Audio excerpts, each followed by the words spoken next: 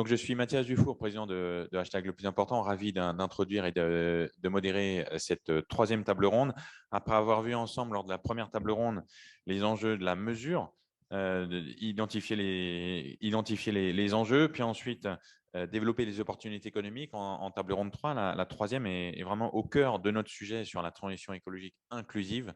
Quel accompagnement des professionnels pour saisir les opportunités d'emploi de la transition écologique inclusive. Donc, nous devions avoir la haut-commissaire aux compétences Karine Seller avec nous. Elle a malheureusement un empêchement, mais heureusement, nous avons son directeur de cabinet qui est présent avec nous à ma droite. Donc, Renaud Damezin, je vais vous passer la parole. Merci à vous d'être venu. Ensuite, nous aurons Frédéric Mathis, qui est président de la Fondation Être, École pour la transition écologique, et puis Jean-François Naton, qui est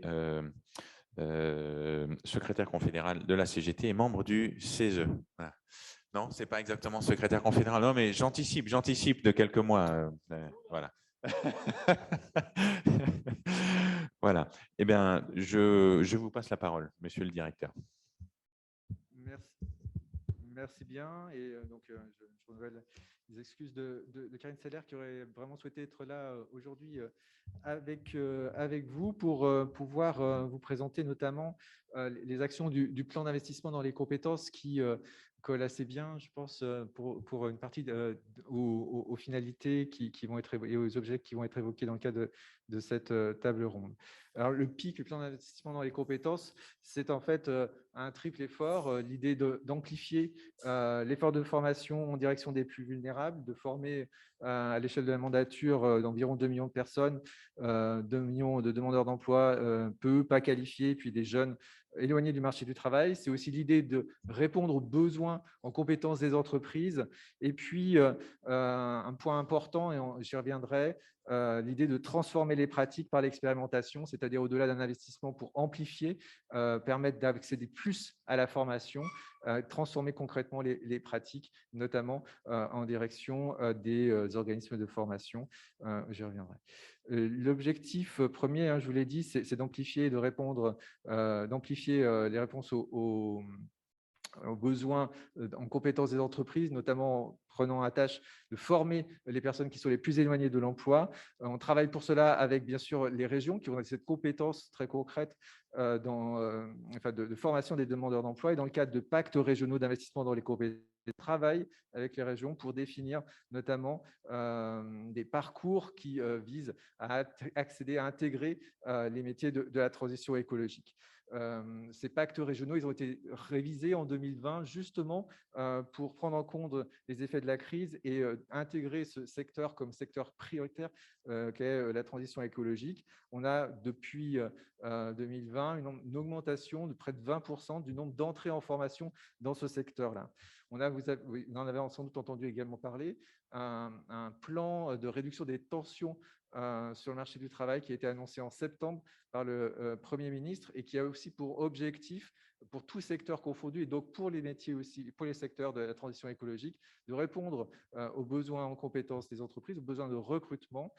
Et j'allais dire qu'aujourd'hui, en regardant très concrètement les moyens mobilisés, se dire qu'aucune offre d'emploi ne peut rester sans réponse, sans accompagnement de formation si besoin, de demandeurs d'emploi pour accéder à ces opportunités. Ça, c'est la première approche, c'est de faire plus, d'amplifier. Mais ce qu'on souhaite vraiment, c'est aussi de permettre de faire différemment. De faire différemment, c'est-à-dire d'encourager les acteurs à regarder différemment l'évolution de leur métier, à tenir compte de l'évolution de leur métier et d'investir en termes d'action de formation dans ce domaine-là.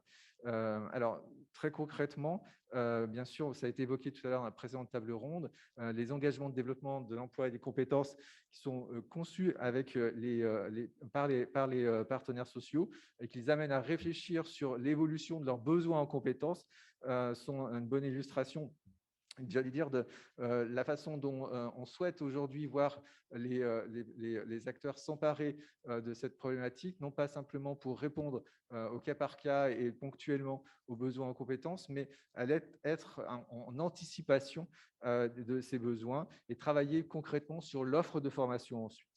L'idée, c'est d'ajuster l'offre de formation, de construire, de concevoir, proposer aussi, et on le fait avec les régions, des modules additionnels qui complètent les actions de formation qui existent aujourd'hui déjà et qui leur permettent d'intégrer ces questions de transition écologique à l'intérieur des contenus de formation. L'idée, ce n'est pas de revenir sur les référentiels, sur l'ensemble des référentiels qui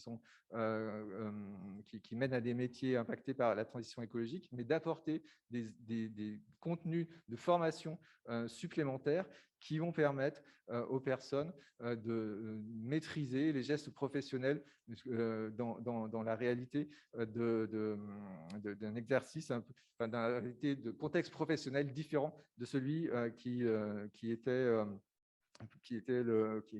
précédent.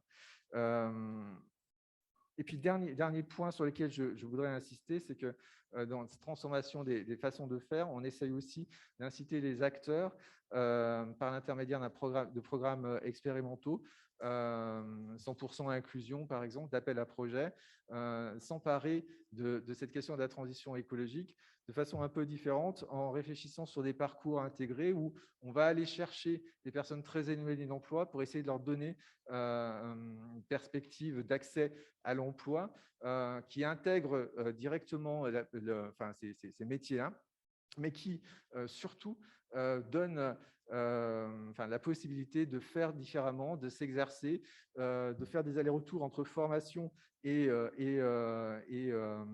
activité professionnelle pour intégrer in fine ces emplois. On a plusieurs programmes aujourd'hui, plusieurs consortiums qui permettent de répondre à ce besoin. Waouh, quelle ponctualité. Merci beaucoup. Alors, je vais passer la parole à Frédéric Mathis, qui est président de la Fondation Être, l'école pour la transition écologique, pour compléter ses propos. Ouais. Merci, monsieur. Merci beaucoup et merci de l'invitation. Pour commencer, en fait, juste, c'était au démarrage de cette table ronde et de ce colloque, il y a Louis Gallois qui a parlé d'innovation, et je pense qu'il ne faut pas oublier l'aspect innovation sociale aussi. Et c'est vrai que dans le monde très normé et des fois un peu fermé de la formation professionnelle, des expérimentations comme le PIC et les PRIC nous permettent d'expérimenter justement des nouveaux modèles de formation. Et donc, je tenais à le préciser et à le saluer ici. Alors, Être, c'est quoi? Donc, c'est des écoles de la transition écologique. On a créé ça en 2017 à côté de Toulouse, d'où mon petit accent, dont je suis fier. Et après 10 ans d'expérimentation, en fait, l'idée au départ, c'était comment on fait pour sensibiliser, embarquer des jeunes dans ces questions de transition écologique. Et en fait, on s'est rendu compte qu'ils se sont très fortement intéressés à ces questions-là et encore plus loin, en fait, par cette expérimentation et par le faire, on a des jeunes qui avaient envie de partir dans ces thématiques et de s'engager concrètement dans des métiers et dans des formations autour de la transition écologique, sauf que force était de constater qu'il y avait très peu, à ce moment-là, en tout cas, de formations existantes et aussi adaptées à ces jeunes dont on a parlé un petit peu, et notamment avec Gilles de Schneider sur les jeunes NEET, voilà, il n'y avait pas de formation forcément dédiée à ces jeunes-là. Quand on a lancé en 2017 cette première école à côté de Toulouse, tout le monde nous disait mais les métiers manuels, ça n'intéresse pas les jeunes. Les jeunes, ils n'ont pas envie de faire ça, etc., etc. Et finalement, si, en fait, parce que le fait de la transition écologique permet de revaloriser ou de valoriser, en fait, et donner du sens et de l'utilité à ces métiers-là, donner une envie, une volonté de changement, d'être ambassadeur. Moi, ce que je voulais juste faire passer comme message rapide aujourd'hui, c'était qu'on a beaucoup parlé de chiffres en premier, on a beaucoup parlé de transition juste, solidaire et d'avoir des grandes tendances. Et moi, je voulais aussi renverser sur le côté des jeunes, c'est-à-dire qu'aujourd'hui, il faut qu'on ait en tête le désir et la volonté de ces jeunes d'avoir du sens dans leur travail. Alors, on voit des choses qui existent aujourd'hui de jeunes sortis de grandes écoles, avec, je donne un exemple, le film Rupture d'Arthur Gosset, que je vous invite à voir sur ces jeunes sortis de grandes écoles qui ont des ruptures par rapport à leur parcours normé et qui ont envie en fait de retrouver du sens et qui deviennent permaculteurs ou gérants d'une ressourcerie. Mais cette rupture, elle existe aussi chez les jeunes qu'on accompagne nous. Et il y a un vrai besoin de sens et un vrai travail à faire côté des jeunes pour travailler sur ce sens-là et leur place dans la société, et côté des entreprises pour comment aussi ils transforment un peu leur façon de faire et leur façon de voir les choses. C'est pas pour rien d'ailleurs que notre petit nom c'est Être, puisque le défi en fait qu'on s'est posé un petit peu dans ces écoles de la transition écologique, c'est 3 défis, hein, travailler sur les questions de fin du monde évidemment, puisque transition écologique, mais aussi celle du fin du mois, puisque c'est former pour un emploi à la clé. Et le troisième défi sur lequel on s'attache, d'où le petit nom Être, c'est fin du mois sans le S, puisqu'il y a cette question aussi de cette place du sens et de l'utilité qu'on peut avoir dans la société pour construire cette transition écologique. Aujourd'hui, on a 8 écoles en France. On a un objectif de 31 écoles d'ici 5 ans. Donc voilà, l'idée, c'est de massifier, d'accompagner aussi d'autres organismes de formation sur cette transformation et cette transition, puisque le défi, en fait, modestement, évidemment, à notre échelle, on veut relever, c'est qu'on pense aujourd'hui que la formation va et représente peut-être déjà sur certains secteurs représenter un goulot d'étranglement de la transition écologique. C'est-à-dire qu'on peut mettre autant d'argent qu'on veut dans la transition. Si on ne forme pas les personnes en amont en donnant du sens aussi à ces formations, il ne suffit pas juste de rajouter de l'aspect technique. On n'arrivera pas à relever les défis qu'on s'est fixés autour de la transition écologique. Merci. Merci Frédéric Mathis. Je vais passer la parole maintenant à Jean-François Natton, qui est conseiller confédéral. Voilà. Et voilà, pas encore secrétaire, mais ça ne saurait tarder.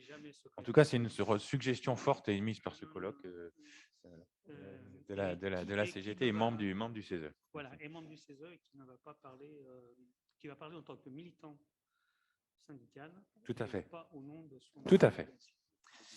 Voilà. Excusez-moi. Donc, il va parler en tant que militant, membre du CESE, militant syndical, et pas au nom de son organisation d'origine. Donc, alors moi, quelques mots pour saluer la dynamique de ce colloque, parce qu'on est quand même dans un temps incertain, c'est moins qu'on puisse dire, et où la tentation du pire, je l'ai employé hier, le pire des ténèbres redevient réalité.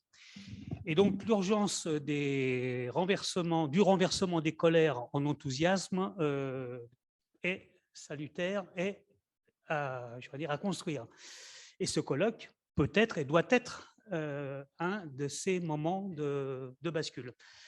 Mais c'est aussi une invitation à revisiter, à revisiter nos catégories de pensée et d'action face à des phénomènes hétérogènes que des trompes d'eau ou la sécheresse ou le choc durable et mondial de la Covid-19. Et à cet instant, on ne peut plus ignorer qu'aujourd'hui, l'exploitation du travail humain et de la nature en est la cause. Et donc, c'est à partir de cette réalité-là que nous devons nous positionner. Et donc, ce faisant, 2 questions essentielles sont posées, de mon point de vue d'où je parle. La première concerne la place relative de l'humain sur Terre, et la seconde concerne les futurs souhaitables en faveur desquels il convient d'œuvrer afin que la planète Terre reste un milieu possible de vie. Et votre colloque est dans cet instant-là. Il est donc traversé par cet élan vital que d'autres possibles que l'acceptation du chaos actuel et futur ou d'une nostalgie d'un temps qui n'est plus. Donc la question qu'on me demandait de répondre, c'est les enjeux de l'accompagnement pour saisir les opportunités d'emploi de la transition écologiste inclusion, en ouvrant, et moi j'ouvre l'hypothèse, que c'est l'ensemble du travail humain qui se trouve questionné dans ses rapports entre valeurs, il vient d'être dit, sens et finalités des productions de toute nature. Donc, ce n'est pas seulement la transition écologique pour ceux qui relèveraient de l'écologie, mais c'est bien l'ensemble du travail humain qui doit être re-questionné.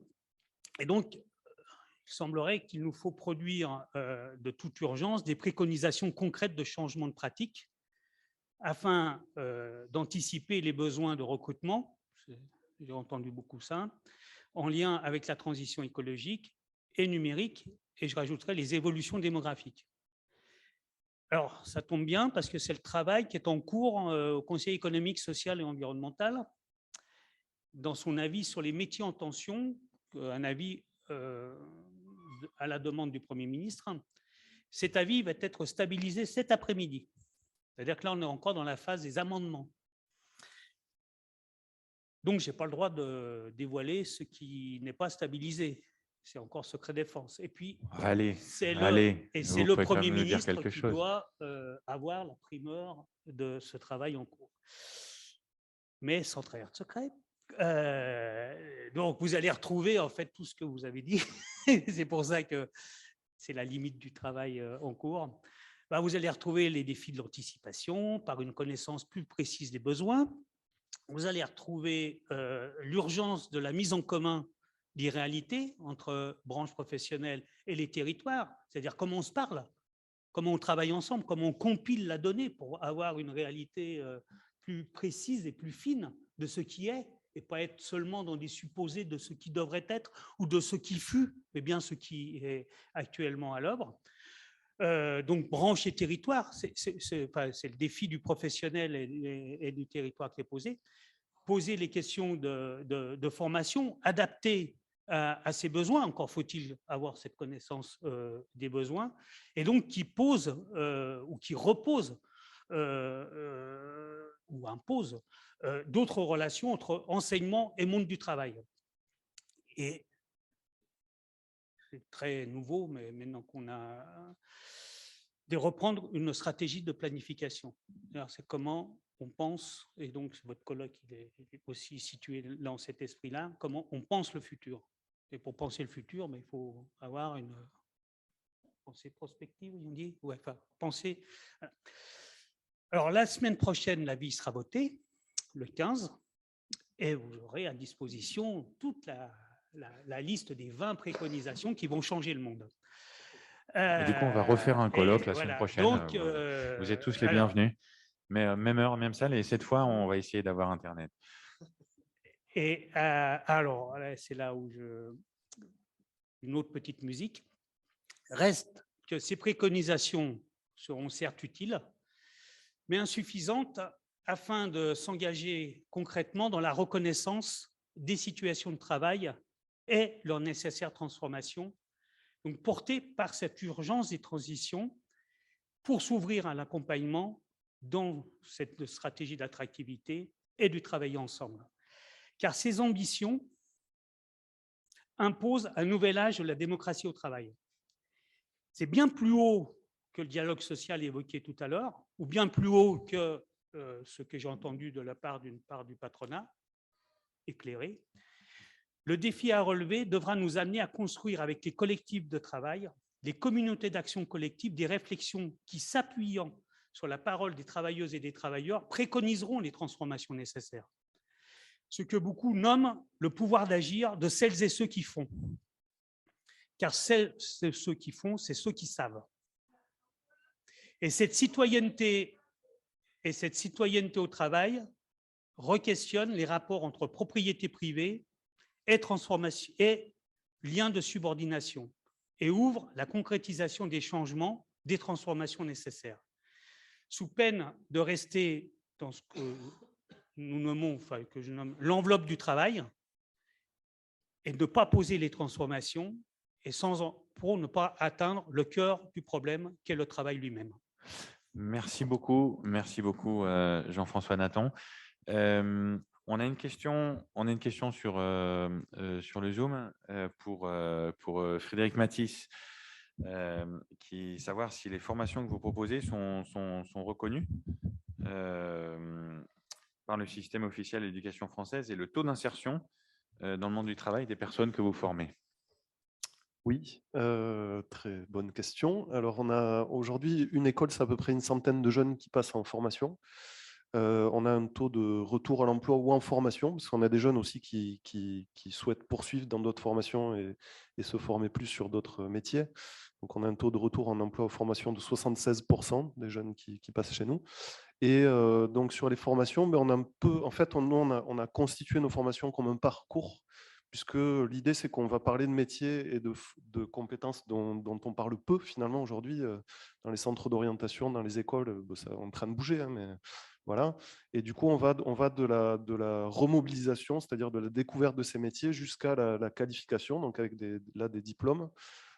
Et entre deux, on a une formation de préqualification. Donc, les deux premières, remobilisation et préqualification, sont des formations qui sont reconnues dans le cadre du travail qu'on fait, notamment avec les régions, mais qui ne donnent pas de diplôme. Hein, c'est vraiment un travail d'orientation, on va dire. Et puis après, on a des formations qualifiantes. Donc là, on travaille avec des formations existantes, des CQP, des titres professionnels, des CAP agricoles. Et donc, dans ces cas-là, elles sont reconnues. C'est des formations qu'on va soit adapter au regard des questions de transition écologique. Par exemple, on fait un titre professionnel menuisier et on ajoute la compétence sur l'économie circulaire, la récupération, etc.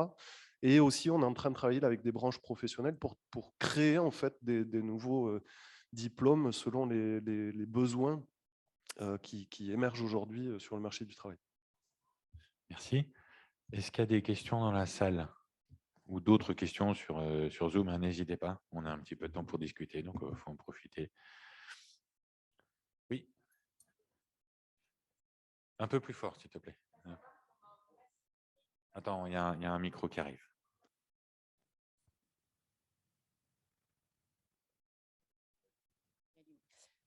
Merci. Je voudrais savoir comment on peut essayer de massifier justement cet accompagnement. Comment, au-delà On passe à l'échelle. voilà, passer à l'échelle, exactement, au-delà des expériences très, très intéressantes, mais quand même assez limitées, comment on peut généraliser au vu des besoins qu'on a vus tout à l'heure? Je crois que c'est une question pour le Haut Commissariat aux compétences.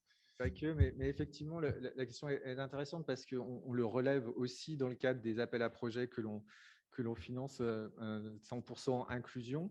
On le relève aussi du côté des régions que l'on soutient dans leur démarche à la fois d'expérimentation et puis de modularisation, comme je le disais, de conception de modules additionnels dans les offres de formation. Tous ces sujets font autant d'expériences et d'expérimentations intéressantes les unes indépendamment les unes des autres. La question, c'est effectivement celle du passage à l'échelle. C'est la raison pour laquelle on s'engage dans une démarche de capitalisation aujourd'hui, c'est-à-dire vraiment de collecte de l'ensemble des bonnes pratiques qui ont été mises en œuvre ces dernières années, notamment et au sujet des modules additionnels dans les régions. On s'engage dans une démarche de capitalisation. Du côté des 100% inclusion également, on essaye de tirer les meilleures pratiques. Et puis après, l'objectif, c'est très concrètement de proposer de nouveaux dessins de politique publique. C'est-à-dire se dire, par exemple, que s'il apparaît qu'on n'a pas besoin de révolutionner l'offre de formation, mais qu'en apposant quelques contenus de compétences transversales pour des métiers génériques qui sont en cours de verdissement, ou bien des contenus un peu plus spécifiques et techniques sur des métiers dont on identifie que demain, il y aura une mutation forte. L'important dans le passage et dans la démarche de réflexion de passage à l'échelle, c'est de reprendre la méthodologie et de se dire que demain, si on veut travailler ou retravailler des référentiels de compétences ou travailler sur une offre de formation, on n'a pas forcément besoin de repartir d'une page blanche, de tout réinventer. Par contre, on a besoin de travailler de telle ou telle façon pour concevoir ces modules additionnels en tenant compte à la fois des besoins des entreprises, de l'avis bien sûr des partenaires sociaux, des besoins exprimés par les personnes en situation de travail. Bref, c'est toute la méthodologie qui ressort aussi de ces expérimentations qui permet le passage à l'échelle aujourd'hui. C'est ce qu'on veut très concrètement capitaliser. Oui, allez-y. Oui, enfin, c'est un enjeu essentiel. Alors nous, quand on a créé en 2017, on ne pensait pas du tout en fait s'aimer et justement se développer. Et du coup, c'est quand on a lancé en fait notre initiative suite à l'inauguration qu'on a reçu des appels de partout en France, de familles, etc. Donc c'est là qu'on s'est dit, il faut effectivement essayer de faire quelque chose à notre modeste échelle, évidemment. Donc ça, c'est une première chose. La deuxième chose, c'est que je pense que ce que je disais tout à l'heure en intro, c'est la formation. En fait, c'est un secteur qui est hyper encadré et hyper difficile d'y rentrer dedans. Et du coup, avec des contraintes assez complexes pour pouvoir s'intégrer. Et là, quand même, je l'ai dit tout à l'heure, mais le plan d'investissement dans les compétences et leur déclinaison régionale a donné un peu une bouffée d'air justement dans cette expérimentation. Reste maintenant l'enjeu de pérenniser tout ça et de le massifier, enfin de passer à l'échelle. Et notamment, nous, on essaye de travailler en direct aussi avec les régions sur travailler sur le plan régional de formation. Enfin, voilà, comment on fait pour intégrer toutes ces questions-là et essayer d'être en force de proposition parce qu'effectivement, il y a déjà beaucoup de formations qui se font. Et donc, l'enjeu, c'est aussi comment on accompagne cette transformation de la formation professionnelle. Alors, moi, j'ai une autre question pour M. Damezin, directeur de cabinet de la haut-commissaire aux compétences. Le PIC, tel qu'il a été conçu en 2017, était centré sur les 2 millions de personnes éloignées de l'emploi, mais c'était les personnes qui étaient, entre guillemets, déjà éloignées de l'emploi, alors que la double transition écologique et numérique entraîne, et on l'a encore vu ce matin, c'était un point qui a été notamment mentionné par Loïc Gallois, des évolutions fortes des emplois, et donc il y a des nouveaux publics qui se retrouvent en situation de déqualification ou d'obsolescence de compétences. Est-ce que, alors, sans préempter d'éventuelles annonces gouvernementales sur un renouvellement du PIC, mais est-ce qu'il y a des réflexions sur le fait que à la suite, le plan soit plus orienté sur les publics qui vont être en difficulté de transition professionnelle pour anticiper en amont et donc réduire les effets de friction de ces transitions? Alors, aujourd'hui, on n'est pas sur ce dessin-là, mais on envisage déjà 2023, le Premier ministre l'a évoqué clairement, avec les régions, comme aussi une année de prorogation du PIC pour permettre de ne pas avoir un effet soufflet qui retombe, enfin un effet de soufflet, hein, de chute du soutien que l'on a apporté pendant plusieurs années, lié par exemple au renouvellement, enfin à la fin du cycle des 5 ans que j'évoquais. Après, deuxième point important, et d'ailleurs ça fait partie des annonces du Premier ministre le 27 septembre à propos de son plan de réduction des tensions de recrutement, il n'est pas simplement ciblé sur les demandeurs d'emploi, il est aussi ciblé sur les salariés et les transitions professionnelles. Et de fait, aujourd'hui, on constate qu'il y a une porosité aujourd'hui importante entre la situation de demandeur d'emploi, la situation de salarié, la situation de la personne en situation de mobilité, transition professionnelle. Et que cette porosité, elle nécessite d'engager des plans plus globaux, et c'est très clairement l'illustration avec ce plan de réduction des tensions, des plans plus globaux qui permettent de couvrir l'ensemble des facettes des situations, des mutations économiques ou des tensions sur le marché du travail que l'on rencontre. Et je pense que c'est aussi une démarche assez illustrative et instructive de la manière dont on doit pouvoir se saisir d'un objet comme la transition écologique, qui ne doit pas effectivement être, j'allais dire, segmenté, regardé d'un côté avec des investissements en faveur de la formation des demandeurs d'emploi, d'un autre côté des investissements en faveur des salariés, puis des investissements en faveur des transitions professionnelles, mais avoir une approche effectivement beaucoup plus intégrée, beaucoup plus globale. D'ailleurs, quand on invite les partenaires sociaux à travailler des engagements de développement de l'emploi et des compétences, quand ils le font bien sûr en pleine autonomie et avec notre soutien, les travaux qu'ils conduisent sur l'évolution des métiers, les transformations des compétences attendues, ils ont un impact à la fois sur l'offre de formation des salariés, et c'est d'ailleurs souvent une issue, et c'est l'issue que l'on souhaite à ces EDEC qui concernent la transition écologique dans plusieurs filières aujourd'hui, Et puis, ils ont aussi un impact et une issue sur la façon de définir des priorités de financement pour les préparations opérationnelles à l'emploi collectives qui sont à la main des branches professionnelles pour former des demandeurs d'emploi vers les métiers qui sont ceux de leur filière très concrètement. Donc, ça veut dire que même les acteurs qui, a priori, pourraient être positionnés sur une approche, un angle particulier, aujourd'hui, élargissent considérablement leur approche, en même temps que le statut des personnes et la façon de travailler sa vie professionnelle, son parcours professionnel, se fait bien sûr avec des étapes de salariat, de demandeurs d'emploi parfois, ou de transition professionnelle. On essaie d'éviter le plus possible les formations, plutôt les situations bien sûr de demandeurs d'emploi, et d'optimiser et de maximiser ces temps de transition et de mobilité d'un emploi à un autre. Et pour le coup, c'est vrai que ce plan de réduction des tensions, des recrutements, en est une bonne illustration. Très bien, merci beaucoup. Je ne sais pas s'il y a une dernière question. Moi, j'avais une question pour Monsieur Nathan. Si vous aviez une baguette magique, quelle est la réforme ou la proposition qui vous tient le plus à cœur, que vous aimeriez voir mise en œuvre pour favoriser une transition écologique inclusive, favorisant l'inclusion professionnelle?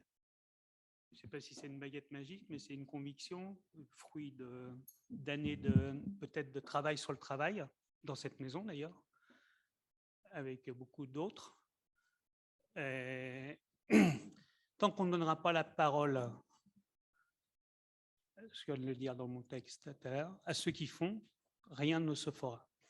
Et donc, c'est une grande question de démocratie qui est posée. On ne peut pas être citoyen dans la cité et ne pas exercer sa citoyenneté dans l'entreprise. Et donc, c'est ce renversement et la transition, tout ce qui est porté par l'urgence environnementale, climatique, les enjeux du numérique, les enjeux du sens, les enjeux de la finalité du travail, appellent à cette libération de la parole et à l'écoute de ceux qui font. Donc, c'est l'écoute des travailleuses et des travailleurs. Et si je l'ai bien redit, ça va bien au-delà, j'allais dire, de la parole du militant syndical, parce que le syndicalisme lui-même à se re-questionner sur la prise en compte de ceux qui font et ne pas se situer comme lui aussi donneur de leçons au même niveau que l'expert qui est censé savoir alors qu'il ne sait pas grand-chose. Très bien. Jean-François Nathan, Frédéric Mathis, Renaud Damzin, merci infiniment à vous. Et je vais maintenant passer la parole pour les intervenants de la 4e table ronde qui sera centrée sur la transition écologique. Comment la transition écologique peut-elle stimuler l'inclusion économique dans les territoires? Voilà, je laisse Pascal Flamand pour animer cette table ronde.